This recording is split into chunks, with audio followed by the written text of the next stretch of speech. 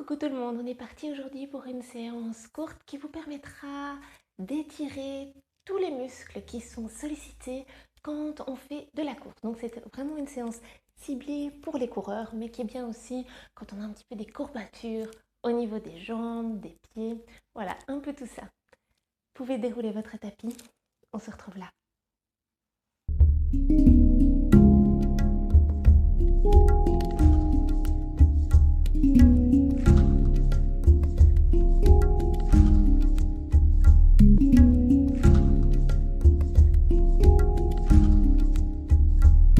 Et on se retrouve tout de suite en position assise, en compagnie de mon petit calier. Peut-être aura-t-elle envie de bouger durant la séance, elle aussi. Voilà, vous pouvez vous asseoir en position assise confortable et on commence tout de suite par prendre soin de nos chevilles. On va prendre notre pied droit et simplement venir faire des tours de cheville dans un sens et dans l'autre. On vient détendre ici toutes les chevilles qui ont été rudement mis à l'épreuve durant notre course. Évidemment, on va faire la même chose de l'autre côté. On prend notre pied et on vient faire des petits tours. On entend que ça craque, c'est pas mal. Les articulations travaillent.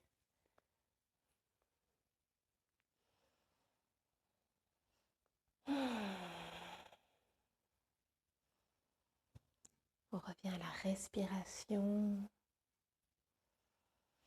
Ok, ici on va venir se mettre sur les genoux, crocheter tous les orteils, même le petit, et venir s'asseoir sur les talons.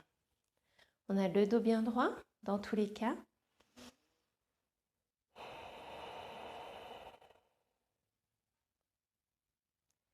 Et soit on va vers l'avant.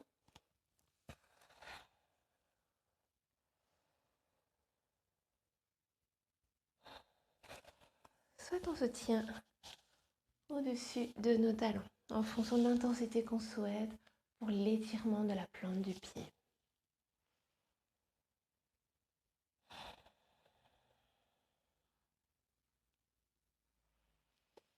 J'ai oublié de vous le dire, mais dans cette séance, la brique sera vraiment notre allié, vraiment nécessaire. Si vous n'en avez pas, allez près de votre escalier. Ce sera là que vous aurez le meilleur remplaçant pour aujourd'hui.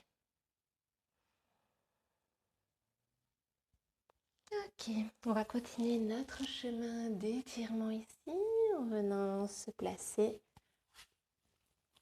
sur les pieds. On met les pieds à la largeur des hanches, voire un peu plus large, et on vient s'asseoir en yogi squat. On peut placer les deux coudes à l'intérieur des deux genoux et venir essayer de placer les mains entre les deux coudes de manière à former une ligne d'un coude à l'autre. Ça étire plus intensément toute la zone du bassin. Ici, on va vraiment allonger la colonne.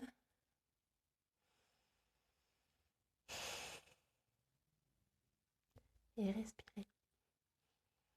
Ensuite, vous pourrez placer le bout des doigts au sol et on va tendre les jambes. Sur l'inspire. Expire, on va revenir en yogi squat. Inspire, on va tendre. Expire. Une dernière fois, inspire. Expire. Et puis on va tout simplement tendre une dernière fois, amener les pieds parallèles l'un par rapport à l'autre et dérouler notre dos vertèbre par vertèbre, les épaules et la nuque en dernier. Ici, on va avoir besoin de notre petite brique que je vais mettre un peu plus près. On va placer un de nos pieds dessus Ici, je place mon pied gauche et on place seulement les orteils sur la brique. L'autre pied se situe à peu près à côté de notre brique. Et plus on ira vers l'avant avec l'autre pied, plus l'étirement sera intense. Au niveau du mollet, c'est un étirement très très intéressant. On va essayer de garder le dos bien droit. Ça sert à rien d'aller s'avachir ici. On prend le temps de respirer, on n'hésite pas à aller un peu plus vers l'avant. Et pareil sur votre escalier, vous pouvez simplement laisser pendre votre pied vers l'arrière et mettre le second pied sur une marche plus haute.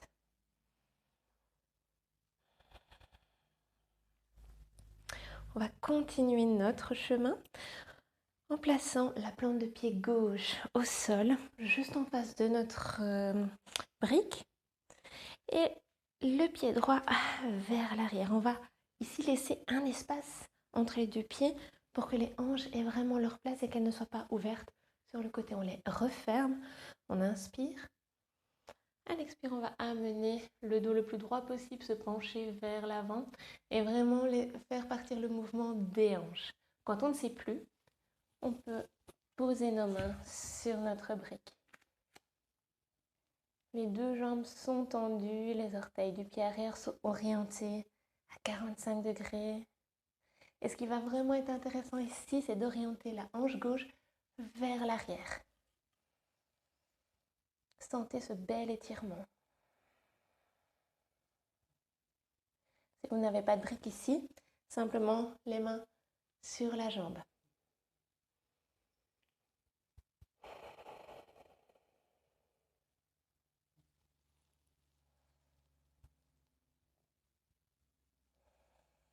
Ensuite, on va laisser la brique de côté quelques instants et venir se placer en fente basse.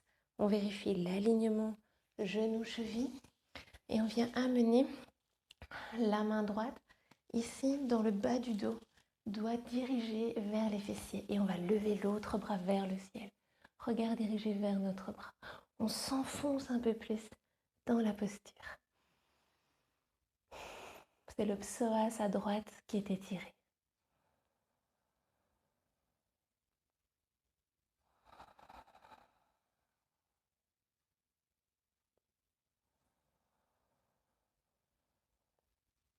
Ensuite, simplement on revient le bout des doigts sur le sol. On revient à quatre pattes pour changer de jambe, tout simplement.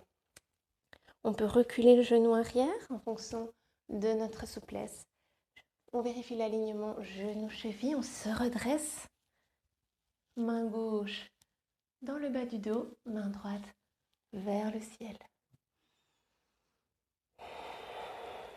À chaque expire, on s'abandonne un peu plus au niveau du psoas dans la posture.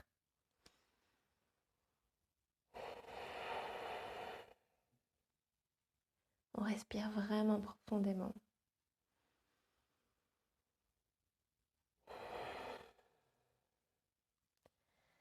Ensuite, bout des doigts sur le sol, on crochette les orteils. À l'arrière, on va soulever le genou arrière, rapprocher les deux pieds, l'un de l'autre, mais pas trop. On va refaire la pyramide de l'autre côté. Orteil du pied gauche dirigé à 45 degrés, donc pas à angle droit complet. Non, on rentre un petit peu les orteils. Orteil du pied droit dirigé vers l'avant. On dirige la hanche droite vers l'arrière.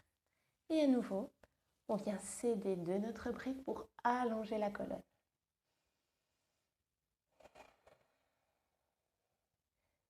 Si on vient étirer l'arrière de la jambe, des ischio-jambiers, qui sont l'un des muscles les plus sollicités quand on court. On éloigne les épaules des oreilles. On accompagne l'étirement avec notre respiration.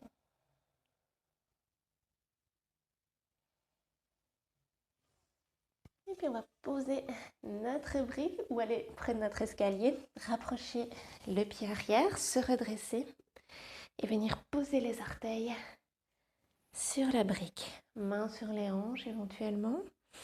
Et choisissez à nouveau l'intensité que vous souhaitez pour votre mollet.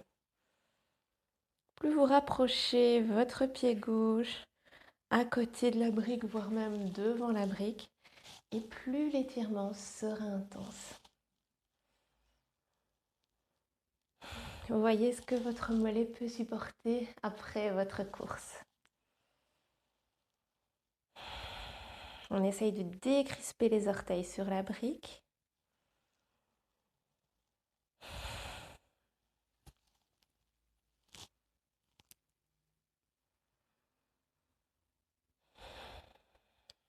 Le dos est toujours droit.